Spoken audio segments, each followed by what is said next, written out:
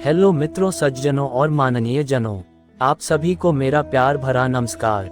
हमारे YouTube channel में आप सभी को तहे दिल से स्वागत है और मैं यह आशा करता हूं कि आप सभी बिल्कुल ठीक होंगे। आज की टॉपिक में मैं कुछ प्रेरणा भरी बातें एकत्रित करके बताने जा रहा हूं। वीडियो के अंत तक बने रहिएगा क्योंकि आज की इन बातों से हमें अपने जीवन में सफलता प्राप्ति के लिए सही मार्ग का चयन करने में उपयोगी और सहयोग साबित होगी। तो चलिए प्रारंभ करते हैं। जैसे ही आपका मन पूरी तरह स्थिर हो जाता है तो आपकी बुद्धि मानवीय सीमाओं से परे चली जाती है। अगर आप आनंद चाहते हैं फिर तो आपको भीतर की ओर ही मुड़ना होगा, क्योंकि आनंद आपके अंदर पैदा होता है। यदि आपकी खुशी इस बात पर निर्भर करती है कि बाहर क्या हो रहा है, तो आप हमेशा बाहरी परिस्थितियों के गुलाम बने रहेंगे। जब तक आप ये सोचते हैं कि आप जैसे हैं उसके लिए कोई दूसरा जिम्मेदार है, तब तक आप वैसे नहीं बन सकते जैसे आप होना चाहते हैं। अगर असफल होने का जोखिम न हो तो कोई सफलता भी नहीं हो सकती। यदि आप ये जानते हैं कि अपने भीतर सहज कैसे रहा जाए, तो हर परिस्थिति एक अवसर बन जाती है। ये जीवन बहुत छोटा है, इसलिए छोड़ देना या हार मान लेने का कोई विकल्प नहीं है। जब आप अपनी चेतना के शिखर पर काम करना सीख लेते हैं तो हर चीज एक खेल बन जाती है। आत्मज्ञान का मतलब है अपने सीमित व्यक्तित्व को विसर्जित कर देना। व्यक्तित्व के न होने से आपकी उपस्थिति असीमित हो जाती है। दुनिया आपके साथ क्या करती है इसको लेकर आपके पास कोई विकल्प नहीं है, लेकिन आप उससे क्या बनाते हैं ये पूरी तरह से आपके ऊपर है, और यही कर्म है। अगर हम व्यक्तिगत रूपांतरण के लिए काम नहीं करते तो विश्व शांति के बारे में बात करना सिर्फ मनोरंजन ही है। आप अगर हर चीज को उत्सव के रूप में लेते हैं तो आप गंभीर हुए बिना ही जीवन में पूरी तरह से शामिल होना सीख जाते हैं। खुद को इस तरह बनाना चाहिए कि जब आपके जीवन में मौके आए तो आपका शरीर और मन आपको रोककर न रखे। आप जो भी कर रहे हैं उसको लेकर जैसे ही आपके अंदर स्पष्टता आ जाती है तो फिर दूसरों की राय और सुझाव मायने नहीं रखती। ईमानदारी और निष्ठा का संबंध कार्य से नहीं होता, बल्कि उसके मकसद से होता है कि आप जो कर रहे हैं वह हर किसी की भलाई के लिए है या फिर आपके निजी फायदे के लिए है। किसी ऐसी चीज का निर्माण करें जो वाकई में हर किसी के लिए फायदेमंद हो। इसके लिए प्रेरणा और पागलपन की हद तक कार्य करने की जरूरत होती है।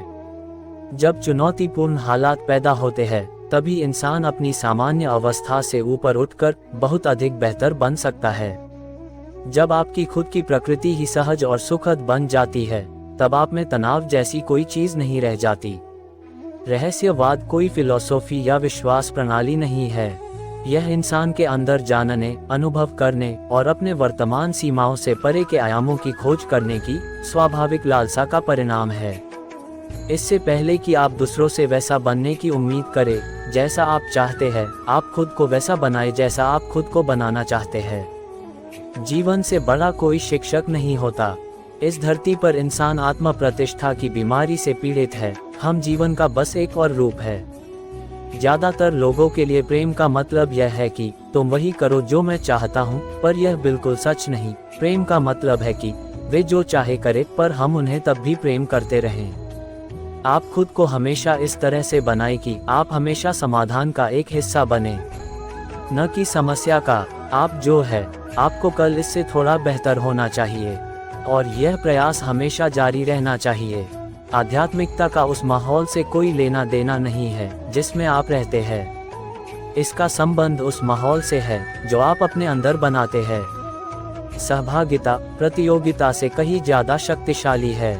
आपका शरीर और दिमाग बेहतरीन ढंग से तब काम करते हैं जब आप प्रसन्न और शांत रहते हैं, न कि तब जब आप बहुत दबाव में रहते हैं। एक इंसान बहुत ही परिष्कृत यंत्र प्रणाली है।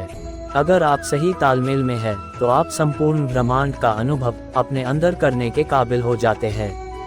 समस्या जैसी कोई चीज नहीं होती, सिर्फ परिस्थितियां होती है। आप उन्हें देखते कैसे हैं, पूरा खेल इसी से तय होता है। डर का मतलब है कि आप किसी ऐसी चीज को लेकर दुखी हो रहे हैं जो शायद भविष्य में हो या तो फिर हो ही नहीं। ये तो बस सिर्फ अपनी याददाश्त, वर्तमान अनुभव और अपनी कल्पना को गुथने का नतीजा है। आप किसी के साथ कितनी खूबसूरती से जुड़ सकते हैं, ये सिर्फ आपके लचीलेपन और इच्छुक होना एवं आपकी खुशी पर निर्भर करता है। अगर दो लोग साथ आते हैं तो ये संगत अपने आनंद को साझा करने के लिए होना चाहिए, न कि एक दूसरे से खुशी निचोड़ने के लिए। सुख और आनंद की बस एक झूठी छवि ही है। ये प्यारा है पर यह प्रतिबिंब मात्र है। अगर आप सचमुच हर किसी के खुशहाली का परवाह करते हैं तो आपको अपने जीवन की चिंता नहीं करनी होगी, दुनिया आपका ख्याल रखेगी। डर, गुस्सा और तनाव ऐसे जहर है जो आप अपने अंदर पैदा करते हैं। अगर आप अपना नियंत्रण अपने हाथ में ले तो आप आनंद का रसायन पैदा कर सकते हैं। आंतरिक खुशहाली के लिए खुद को गढ़े। इंसान को अपनी संभावनाओं में विकसित होने के लिए ये जरूरी नहीं कि वे जबरदस्त जानकारी, क्षमता या योग्यता से संपन्न हो।